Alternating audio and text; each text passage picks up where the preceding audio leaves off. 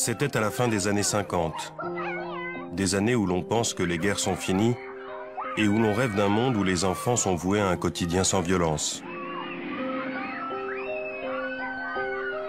Gina Blasbalg est alors adolescente.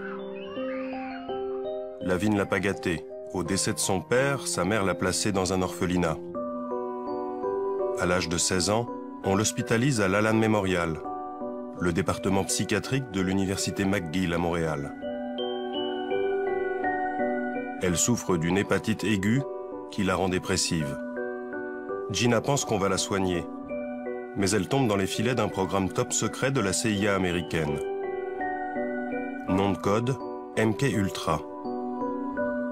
Sous le prétexte d'études sur le cerveau humain, des dizaines de milliers de cobayes non volontaires comme Gina vont devenir de véritables rats de laboratoire. Le plus terrible, c'est qu'on les obligeait. Les médecins les forçaient. Ils leur disaient « Mais vous ne voulez pas aller mieux? On est là pour ça. » Et bien sûr, les patients ne pouvaient qu'y croire.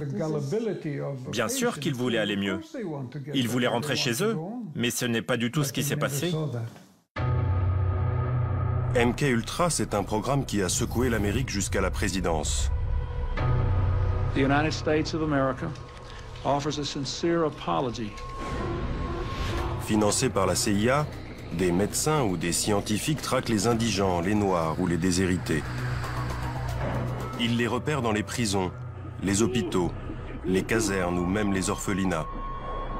Et ils tentent, à leur insu, d'en faire des robots humains. But de la manœuvre, effacer la mémoire, trouver un moyen de faire avouer un ennemi.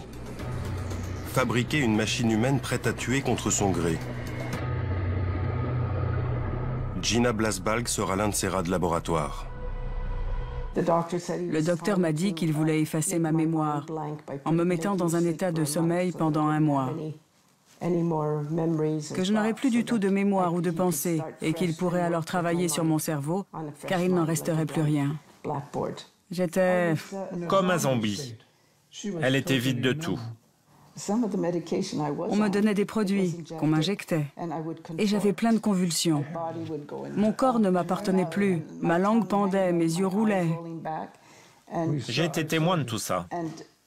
Et je les suppliais, « S'il vous plaît, qu'est-ce que vous faites? Donnez-moi un antidote. » Et on me répondait, « Non, on ne peut rien vous donner, parce qu'il faut qu'on voit combien de temps ça dure. » Gina va être séquestrée pendant plusieurs périodes au sein de l'établissement psychiatrique. Entre 2 séjours, elle rencontre Ralph. C'est lui qui réussira à l'extirper de l'institution. Mais Gina est hantée par les souvenirs. J'allais parfois dans la chambre à côté de la mienne. Et là, il n'y avait que des corps immobilisés. Ils étaient enfermés dans des tubes, les bras et les jambes pris dans des tubes. Et ils avaient des écouteurs sur la tête. Ils se débattaient sur leur lit et le son ne cessait jamais, jamais. Et puis on les déliait et on envoyait alors des séries d'électrochocs. On appelle ça la soumission psychique. Et ils avaient les écouteurs, les enregistrements en boucle.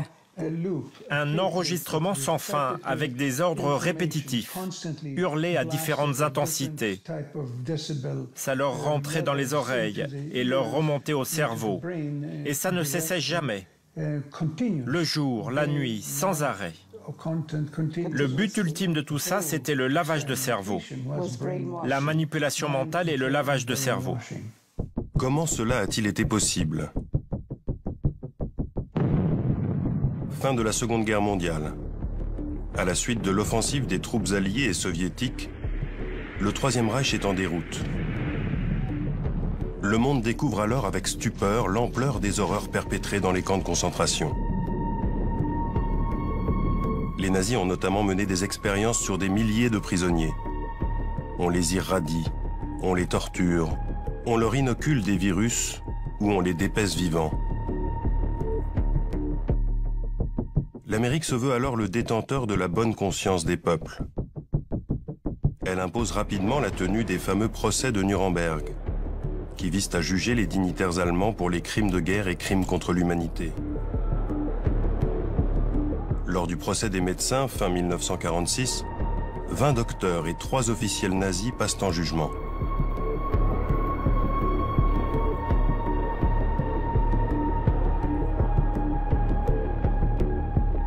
Guilty or not guilty? Nicht schuldig. 5 des accusés sont acquittés. 7 sont condamnés à mort et les autres à des peines de prison. À l'occasion de ce procès, l'Amérique rédige le Code de Nuremberg. Le contenu en est exemplaire. Celui-ci détermine l'éthique qui doit prévaloir lors des expérimentations pratiquées sur l'être humain. Mais en parallèle, les Américains convoitent les scientifiques et les médecins allemands et les exfiltrent vers les États-Unis. Juste après la guerre, on s'est retrouvé avec un grand nombre de scientifiques allemands qui officiaient dans tous les domaines. Bombardement, énergie, missiles, cinéma, médecine. Et les Français, les Anglais, les Russes et les Américains voulaient tous mettre la main dessus, les ramener chez eux et qu'ils travaillent pour eux. Le problème qu'avaient les Américains, c'est qu'un grand nombre de ces soldats étaient répertoriés comme criminels de guerre. Le département d'État ne voulait donc pas leur donner de visa et ils ne pouvaient pas aller en Amérique. Toute une série de programmes ont été alors mis sur pied. Dont le plus célèbre, c'est le projet Paperclip. Et les archives montrent bien que des centaines de scientifiques allemands ont été exfiltrés grâce à ces programmes et passés au travers des mailles du département d'État. Forts de cette matière grise, les Américains puisent dans les connaissances des Allemands et lancent des expériences à tout va, notamment dans des pays qu'elle pense tenir sous sa coupe. C'est ainsi que de 1946 à 1948 au Guatemala, elle inocule des virus comme la syphilis à des centaines de soldats, prostituées, détenus et même des gosses. Bilan 83 morts. Pour cet acte, l'Amérique sera condamnée. Sur le territoire américain, on s'en prend aux démunis, ceux qui n'oseront jamais se plaindre. En 1946 et pendant 7 ans, des dizaines d'enfants malades mentaux sont ainsi nourris de céréales radioactives dans une école du Massachusetts. C'est une effroyable contradiction, un immense paradoxe que de voir l'Amérique réaliser toutes ces expérimentations extrêmement dangereuses juste à l'après-guerre. Et ceci alors même que c'est nous qui avons traîné devant les tribunaux de Nuremberg les docteurs nazis en 1946 et en 1947. Nous, pas les Français, pas les Anglais, pas les Russes, mais nous, les Américains. On a traîné ces 23 docteurs et responsables administratifs en justice. On les a sermonnés, harangués. On leur a donné des leçons sur la façon de faire de la recherche médicale. Et au moment où se tenait le procès de ces médecins nazis, nos propres médecins, au Guatemala, injecter la syphilis à plein de gens dans ce pays. Au même moment, on injectait des patients dans nos hôpitaux avec du plutonium ou d'autres formes d'irradiation. Donc ce n'est pas déplacé de dire que tout ceci n'était qu'une farce, un grand jeu de propagande. Qu'importe, car la morale, les Américains la placent bien en dessous de l'intérêt de la nation. 3, 2, 1... Fire.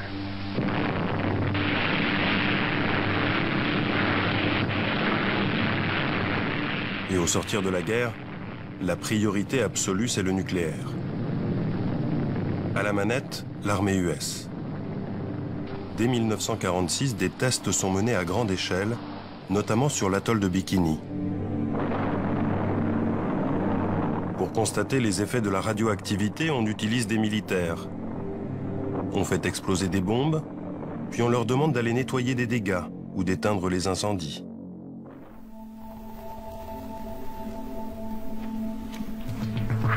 Lincoln Groves fut l'un des 250 000 à 500 000 soldats irradiés lors de ses essais nucléaires.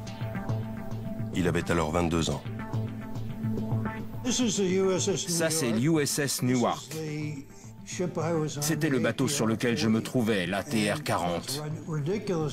Et ce qu'il y a de plus stupide dans tout ça, c'est qu'on était supposé nettoyer les effets des irradiations et on utilisait de l'eau qui avait elle-même été irradiée. C'est tout ce qu'on avait, cette eau irradiée.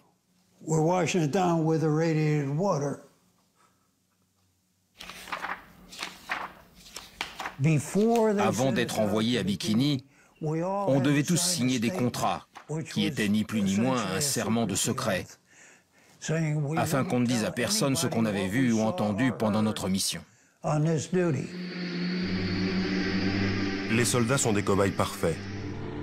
Ils sont disciplinés et ne connaissent rien aux risques encourus. On n'avait absolument aucune protection de quelque sorte. J'étais vêtu des mêmes fripes que je portais tous les jours. Et je portais toujours les mêmes le jour où j'ai quitté la marine.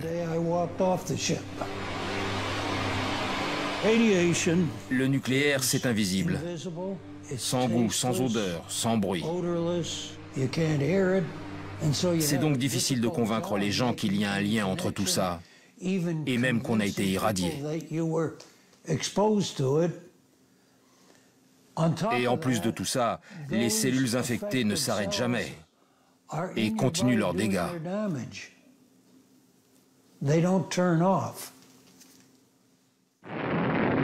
Suite à son expérience sur l'atoll de Bikini, Lincoln sera hospitalisé à plus d'une reprise. Sa santé est fragile et les irradiations ont touché toute sa descendance. Ma fille a été conçue quelque temps après mon retour de Bikini. Eh bien, toute son adolescence, elle a souffert de problèmes avec son système endocrinien. Et on a dû lui retirer la moitié du pancréas à l'âge de 20 ans en raison d'une tumeur. Elle est morte d'une tumeur cérébrale maligne à l'âge de 46 ans. Elle a aussi eu une fille qui est née avec un pied difforme. Mon fils cadet, lui, a la maladie d'Addison. Et l'un de mes fils aînés est bipolaire. Ça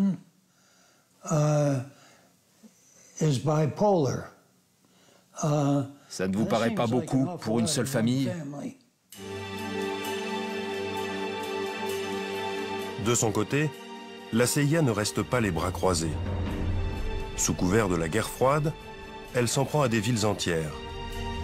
En 1950, un bateau de guerre déverse à coups d'aérosol une maladie nosocomiale sur la baie de San Francisco. 11 personnes seront hospitalisées, dont une décédera de pneumonie. Il ne s'agit pas de fiction. Toutes ces expériences ont été révélées par des documents aujourd'hui déclassifiés. La CIA veut aller plus loin encore.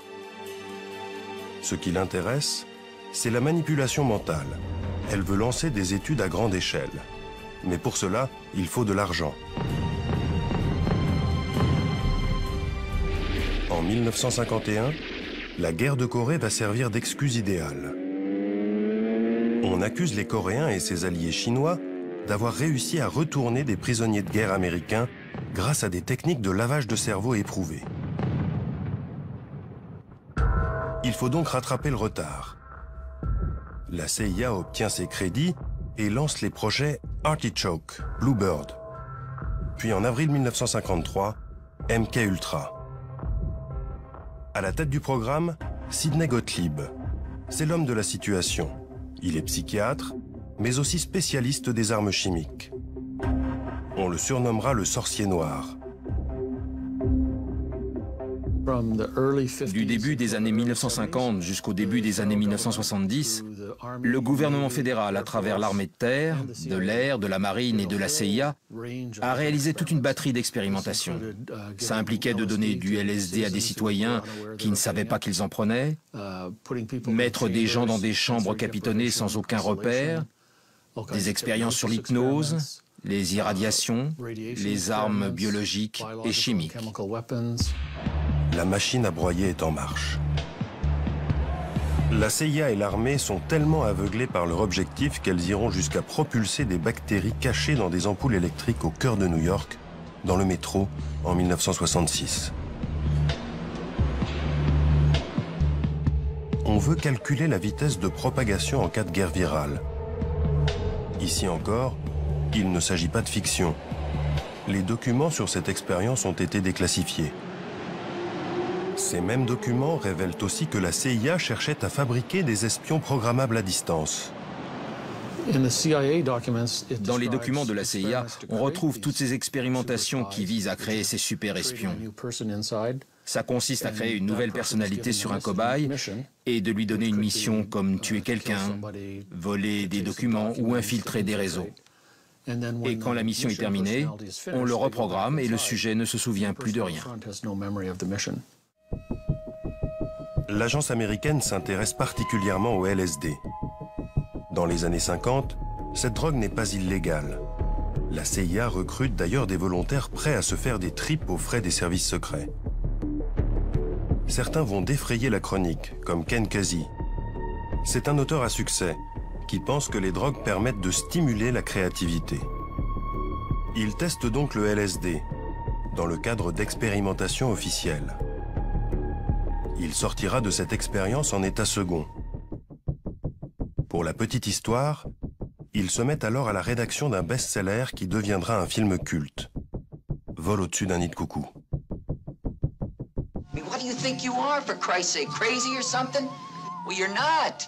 Grâce à l'appui involontaire des artistes et des hippies, les scientifiques américains n'ont pas trop de mal à faire accepter leurs expérimentations sur le LSD.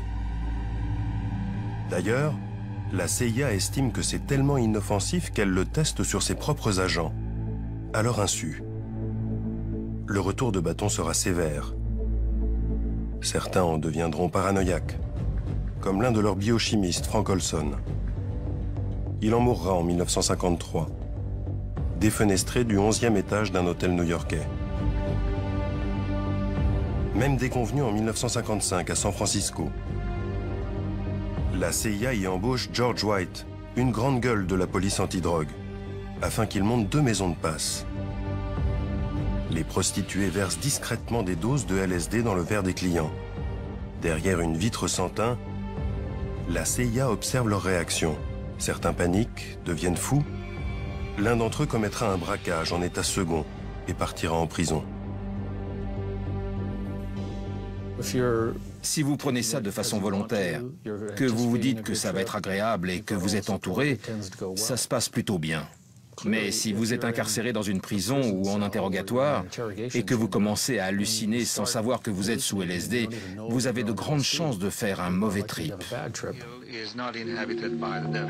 Les bad trips, les scientifiques vont tenter de montrer qu'ils n'ont rien de dramatique.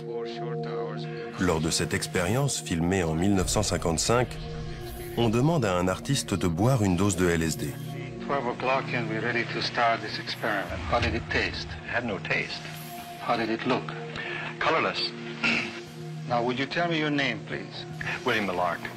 Puis il lui faut dessiner les traits d'un être humain, avant que les premiers effets ne se fassent ressentir.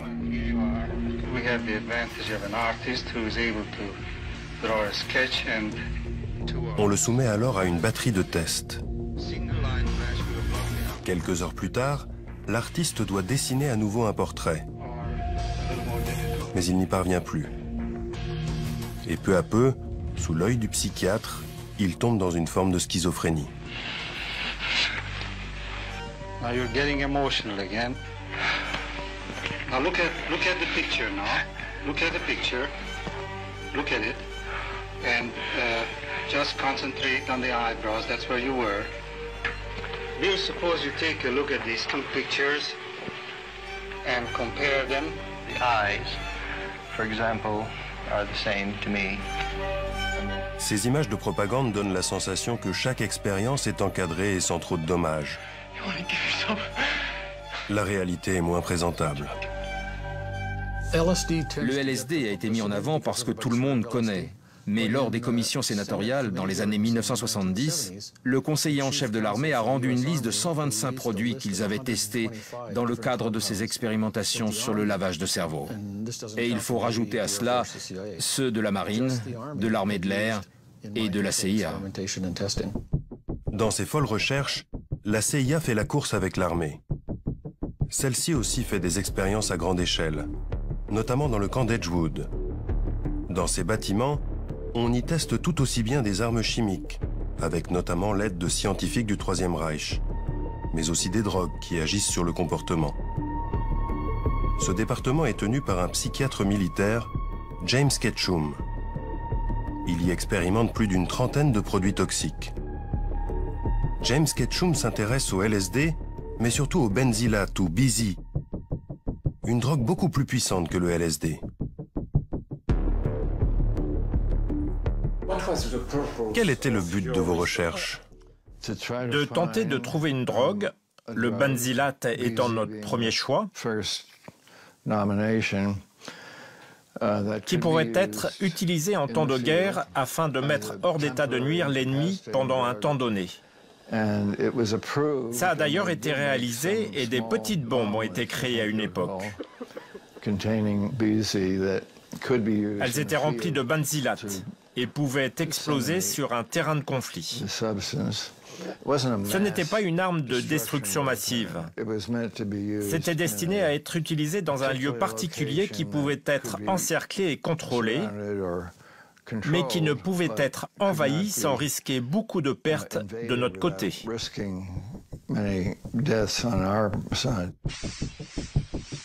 Pour ces expériences, James Ketchum puise dans les troupes. Pas moins de 7000 soldats serviront de cobayes pour les laboratoires d'Edgewood. James Ketchum dit qu'ils étaient tous volontaires. Mais plusieurs dizaines d'entre eux sont aujourd'hui encore en procès contre l'armée en raison d'effets secondaires qu'ils attribuent à ces drogues. Mis en examen, le psychiatre militaire s'étonne de ces accusations. Mais non, ce n'était pas de la torture. Ça ne pouvait pas l'être. On les gardait dans des salles capitonnées avec des infirmières et du personnel. Et nous, les docteurs, on vérifiait comment ils allaient et les effets qu'ils ressentaient. Les volontaires étaient très contents d'être là.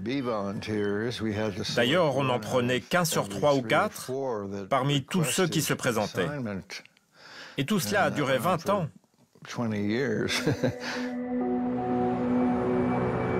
À New York, nous avons retrouvé l'un des militaires qui a participé aux expérimentations de James Ketchum.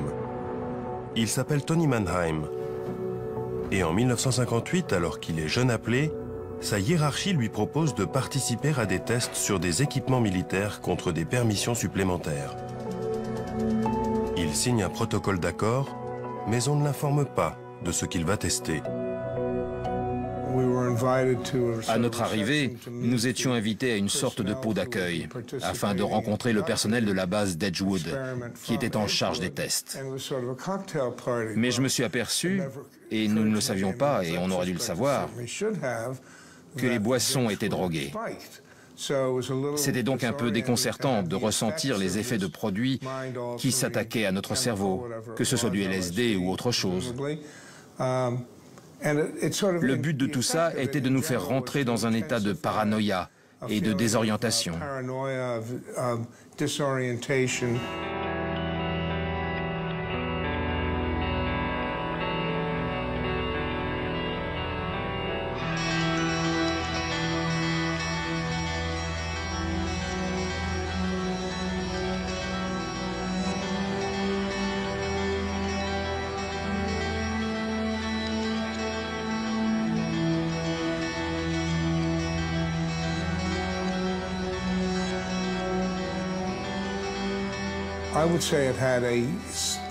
Je dirais que ça a eu des effets significatifs, durement ressentis et de façon négative pendant une durée considérable après l'arrêt de l'expérimentation. Pendant combien de temps? Des années. Je dirais des mois et des années plutôt que des jours et des semaines. James Ketchum affirme pour sa part que les tests étaient réalisés dans un cadre bien défini et que sa propre équipe n'a jamais contesté l'éthique de ses expériences.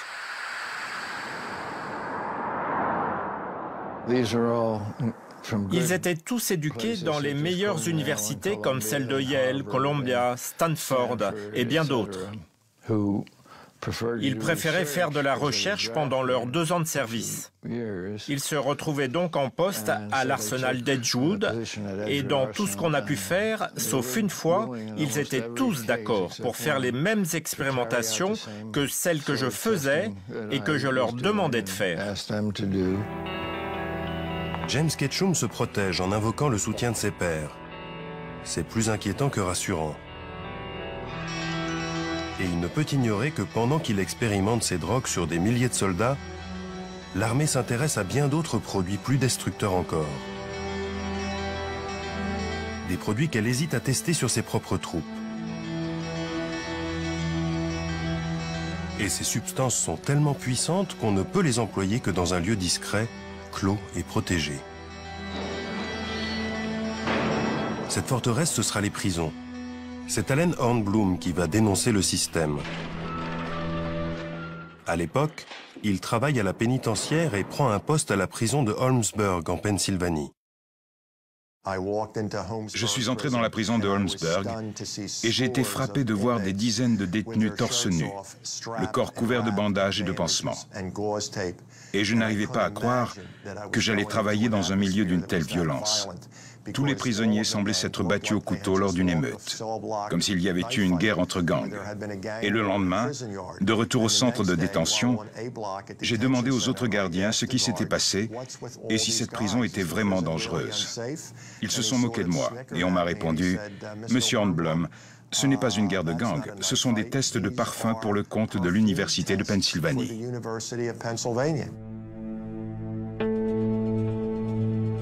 À Holmesburg, mais aussi dans une vingtaine d'autres centres pénitentiaires à travers le pays, la CIA ou l'armée transforme les détenus en rats de laboratoire.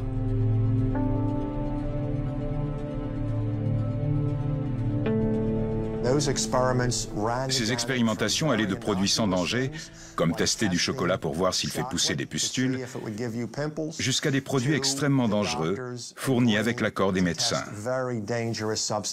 Les détenus étaient injectés sans le savoir avec des substances irradiées, soumis à des expérimentations pour les produits chimiques de l'entreprise Dell, et c'est le seul endroit au monde que je connaisse où des humains ont été enduits de dioxine sur la figure et sur le dos. De 1963 jusqu'au début des années 70, l'armée testait une multitude d'armes chimiques de guerre. La prison d'Holmesburg, de 1951 à 1974, a été sans doute le plus grand laboratoire d'expérimentation humaine en Amérique. Les 1400 détenus de la prison sont des proies dociles. Ils sont pauvres, peu éduqués. Pour $1 par jour, ils sont prêts à n'importe quoi. C'est ce que sera payé Youssef pour participer à 3 séries d'expérimentation. Incarcéré en 1961 pour vente de marijuana, il pense tester des produits inoffensifs. Il y avait 2 sortes de tests pour produits minceurs. L'un consistait à boire une sorte de milkshake. Il fallait aller aux toilettes et prendre du lait tous les jours, avec des œufs, le tout avec 6 pilules. Et ça 3 fois par jour. Dès la première prise, j'ai senti que j'explosais sous l'effet de gaz qui remontait. Et quand je suis allé aux toilettes, mon rectum s'est retourné comme une poche. Comme s'il y avait un stock d'hémorroïdes empilés. Je suis donc allé voir le médecin et il m'a dit « Mon Dieu, c'est épouvantable ». Je lui ai demandé des médicaments ou autre chose et il m'a répondu « Non, c'est une opération qu'il vous faut ».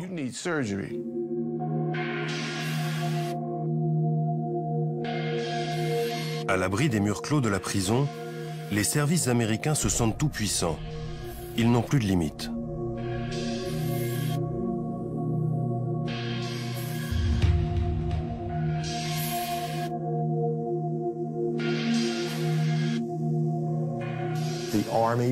L'armée a amené 3 conteneurs en fer. Ils étaient capitonnés à l'intérieur et ils les ont placés entre les ailes G et H du bâtiment et ils ont commencé à administrer des doses très fortes d'atropine, de scopolamine, de benzylate et d'autres psychotropes. Des détenus pensaient qu'ils étaient suffisamment costauds pour aller dans les conteneurs et en ressortir sur leurs 2 pieds. Mais ils en sont sortis comme des bêtes sauvages. Ils étaient violents. Un type a pratiquement tordu une porte en tentant de fuir de l'un de ces conteneurs.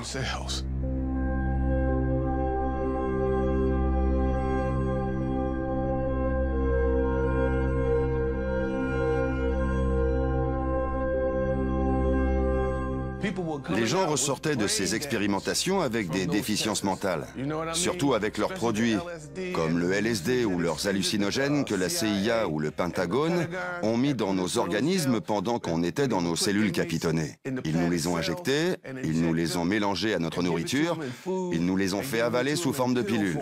Et qu'est-ce qu'il nous reste? Des déficiences mentales, de la folie. Youssef ressort de la prison avec l'organisme dévasté. Les médecins l'ont classé comme partiellement invalide.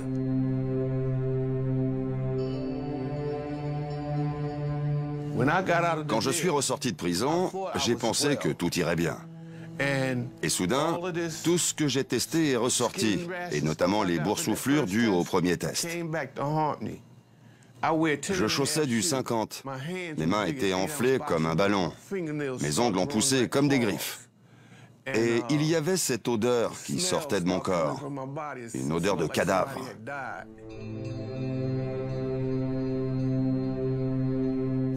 De cette époque à aujourd'hui, ma vie a été misérable. J'ai une maladie du foie, des problèmes génitaux persistants. Je ne sais pas trop ce qui se passe avec mes mains. J'ai des fourmillements dans les pieds. Un cancer de la prostate. C'est un véritable enfer.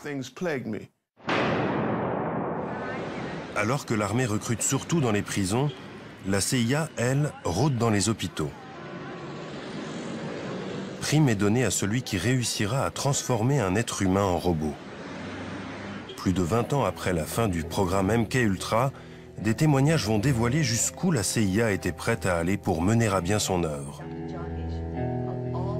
Cette femme, Claudia Mullen, témoigne devant un comité chargé d'évaluer les dégâts commis sur les victimes. Je suis devenue un pion aux mains du gouvernement. Le but était de me soumettre et de créer l'espion idéal à l'aide de produits chimiques, d'irradiation, de drogue, de l'hypnose, de chocs électriques, de plongée dans des tubes remplis d'eau, de privation de sommeil, de lavage de cerveau, d'abus verbaux, physiques, émotionnels et sexuels. J'ai été exploitée pendant près de 30 ans de ma vie et la seule explication qu'on m'a donnée est que la fin justifie les moyens et que je servais ma patrie dans ses efforts valeureux pour lutter contre le communisme.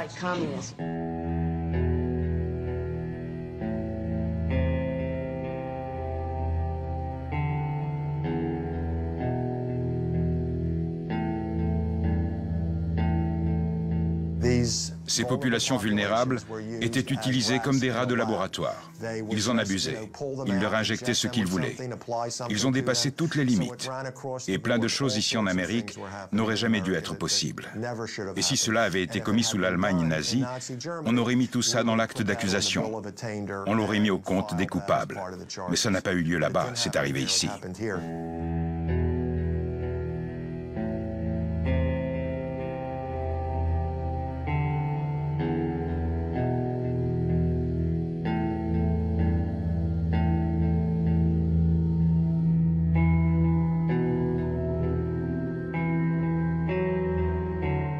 Ce qui me paraît le plus révoltant, ce n'est même pas l'attitude de l'armée ou de la CIA, mais celle des psychiatres eux-mêmes.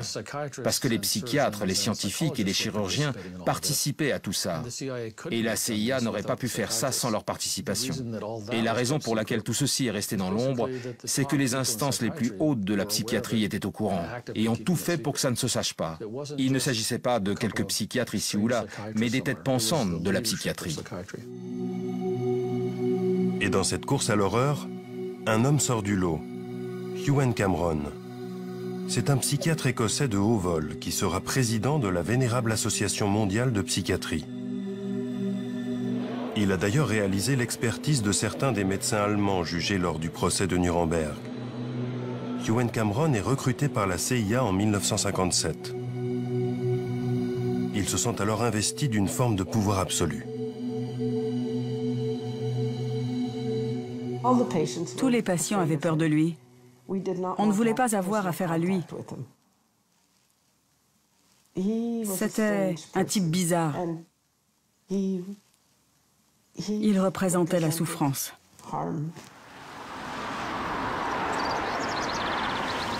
Au sein de l'Allen Memorial, le département psychiatrique de l'université McGill qu'il a créé à Montréal, Ewen Cameron expérimente au-delà du supportable.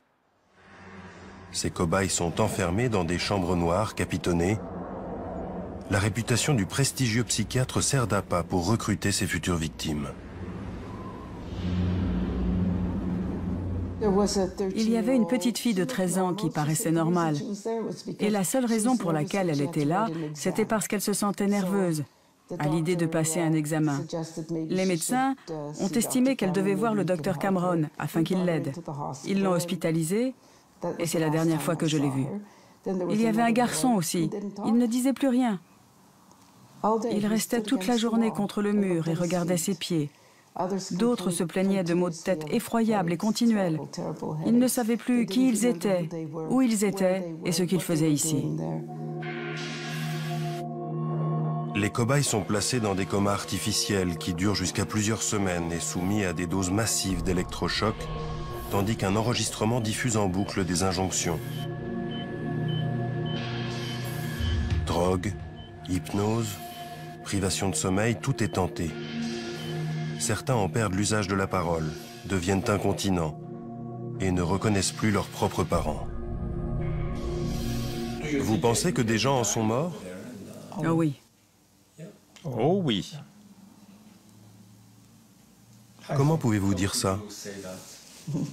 Il y a tous ceux qui ont disparu. Certains se suicidaient.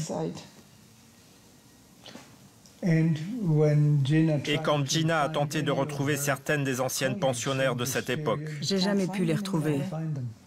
on n'a pas pu les retrouver. Aucune trace. Des morts, il y en a eu un peu partout.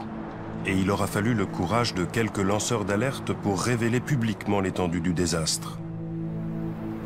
En 1972, Martha Stephens est professeure d'anglais au sein de l'université de Cincinnati.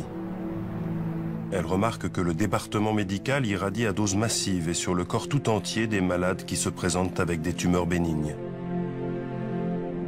Elle enquête, se rend compte que l'armée finance le programme et contacte les malades.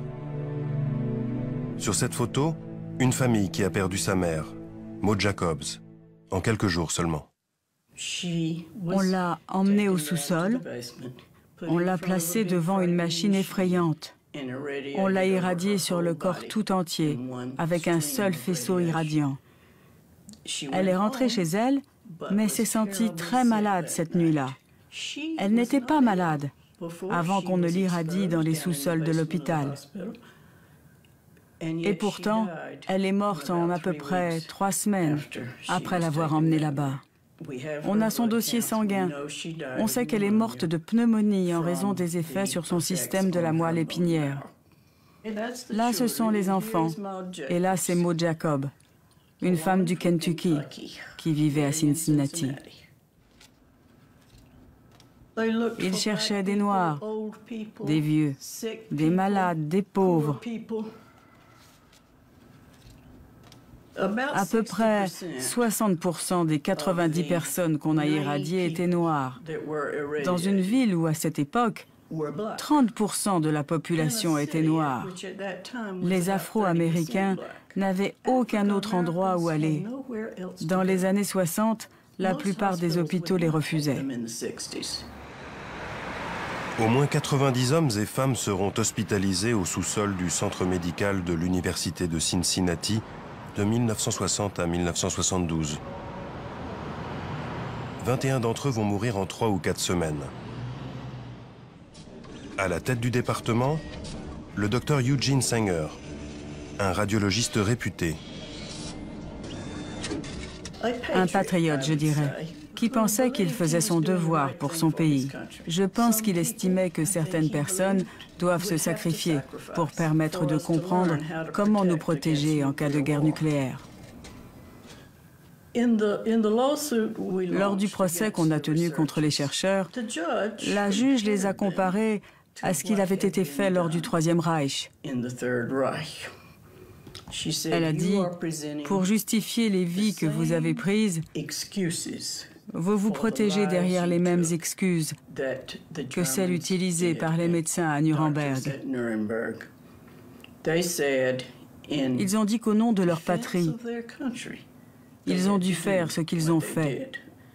Et vous, vous donnez les mêmes arguments.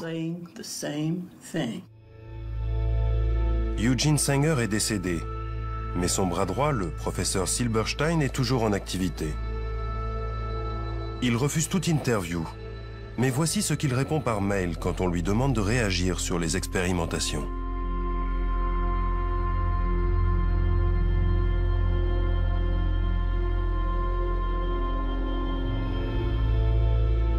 Un déni étrange quand on sait que l'université de Cincinnati a été condamnée à payer 5 millions de dollars de dommages et intérêts aux familles.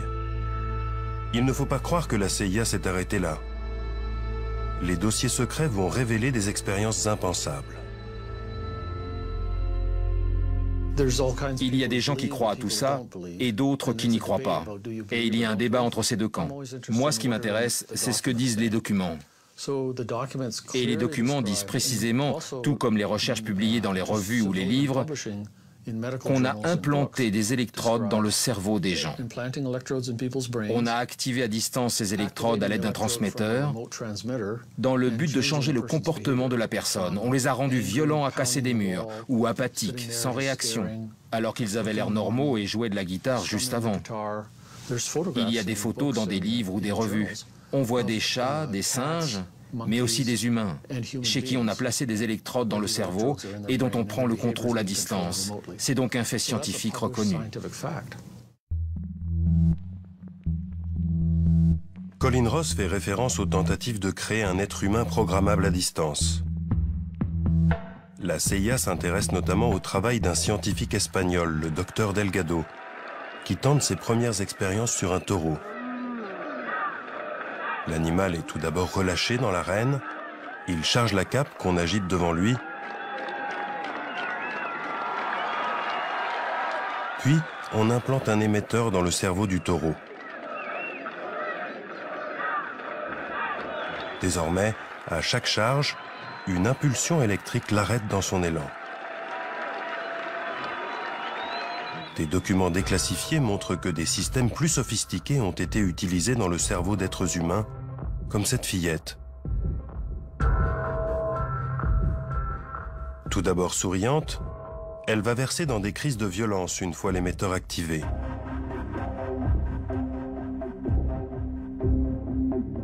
On arrive ici à des degrés d'inhumanité rarement atteints. Comment a-t-on mis fin à ces expérimentations absurdes? Les choses vont s'accélérer au début des années 70.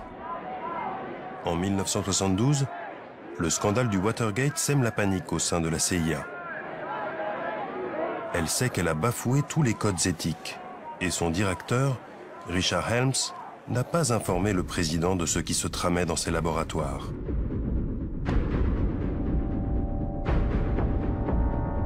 En 1973, Richard Helms ordonne la destruction de tous les documents relatifs au programme MK-Ultra et l'arrêt des expérimentations. Il démissionne aussitôt. En 1974, le président Gerald Ford prête serment. Il veut savoir ce qui se passe dans ses services, et notamment à la CIA. En 1975, il met en place une première commission d'enquête. Son travail est compliqué car les responsables de l'agence, comme le docteur Lashbrook, appelé à témoigner, mentent, bottent en touche ou minorent. There was, of course, claims or thoughts that maybe great things could be done with hypnosis. One small project in which we had a hypnotist do some experiments, primarily to see what the limitations of hypnosis might be. Can you make a person do something under hypnosis that he would not ordinarily do? Comme souvent, c'est de l'intérieur que la forteresse va se fissurer. On le doit à un archiviste de la CIA qui découvrira plusieurs cartons oubliés par sa direction et les remettra à la commission d'enquête. Ces milliers de documents sont désormais en partie publics. Colin Ross a récupéré l'intégralité des 20 000 pages. Là, c'est le projet 14 du projet MK Ultra. C'est comme ça que ces documents se présentent. Il y a beaucoup de pages où il n'y a pas grand-chose. La majorité, ce sont des informations financières. Là, c'est signé Sidney Gottlieb, le responsable du programme. Beaucoup de choses ont été effacées. Ces documents sont une goutte d'eau par rapport à l'ampleur des expérimentations. Mais ils révèlent que l'agence américaine avait lancé au moins 149 programmes impliquant 80 institutions dans les plus grandes universités du pays. À la révélation de ces documents, des enquêtes sénatoriales vont suivre. On découvre alors l'ampleur des tentacules de la CIA, infiltrés dans tous les rouages du pouvoir. Do you have any people being paid by the CIA who are contributing to a major circulation American journal? We do have people who submit pieces to two American journals. Do you have any people paid by the CIA who are working for television networks? This, I think, gets into the kind of getting into the details, Mr. Chairman, that I'd like to get into in executive session. Richard Helms, l'homme qui a toujours préféré l'ombre à la lumière, doit alors se justifier publiquement. Celui qui a tiré les manettes des programmes les plus répugnants de l'agence affiche un détachement écœurant. If one has in one's possession or under one's control bacteriological or chemical weapons, they can be used both defensively and offensively. And by use offensively, we mean to include killing people, is that right? Well, they have the capacity to kill people if they were used in that way. Unrestrained, illegal, secret intimidation and harassment of the essential. Richard Helms est malmené, mais ne sera soumis à aucune poursuite judiciaire. Il justifie ses actes au nom de l'intérêt national. Une attitude que l'on retrouve chez James Ketchum, le psychiatre militaire. Des centaines d'anciens soldats traumatisés par ces expériences le poursuivent en justice, mais il sait qu'il ne risque rien. Aux États-Unis, l'individu est protégé lorsqu'il agit au nom de l'État. J'étais très content avec ce qu'on a fait. J'en suis plutôt fier. On a eu des résultats à cette époque. Je pense que ça valait le coup d'essayer. Mais je pense que l'armée a décidé subitement de faire marche arrière et de mettre au rebut des choses qui pouvaient être critiquées un peu partout dans le monde. Ils ont joué la sécurité. Ce déni de responsabilité de la part de James Ketchum ou de celle de bien d'autres scientifiques n'a pas fait baisser le militantisme des victimes. Le 3 octobre 1995, le président Clinton, de guerre lasse, fait des excuses publiques. 23 ans ont passé depuis l'arrêt du programme MK Ultra et près de 40 ans depuis celui des essais nucléaires. Thousands of government-sponsored experiments did take place at hospitals, universities, and military bases around our nation. In too many cases, informed consent was withheld. Americans were kept in the dark about the effects of what was being done to them. The deception extended beyond the test subjects themselves to encompass their families and the American people as a whole. For these experiments were kept secret, and they were shrouded not for a compelling reason of national security, but for the simple fear of embarrassment, and that was wrong. So today, on behalf of another generation of American leaders and another generation of American citizens, the United States of America offers a sincere apology to those of our citizens who were subjected to these experiments, to their families, and to their communities. Thank you very much. Arrêté en 1973, Le programme MKUltra a été un échec, révèlent plusieurs rapports d'enquête. Mais la CIA pense sans doute autrement, car elle va s'inspirer du travail d'Ewen Cameron pour la rédaction de ce manuel d'interrogatoire. Il va être en service pendant des années, et les images qu'on y voit ne laissent aucun doute sur le fait que la CIA l'ait utilisé comme livre de chevet à Guantanamo ou Abu Ghraib.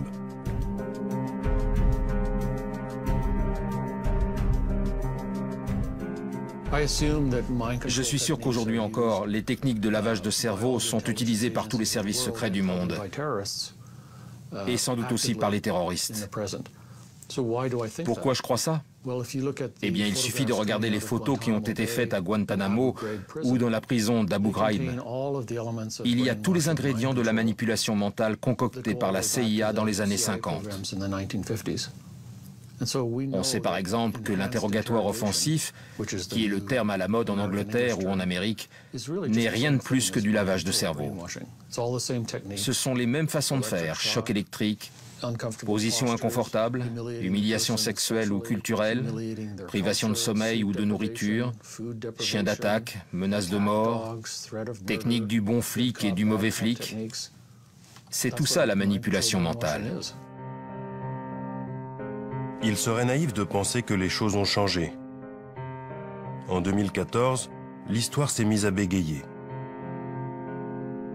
19 ans après Bill Clinton, Barack Obama, bousculé par les révélations sur les tortures perpétrées par la CIA, doit se justifier.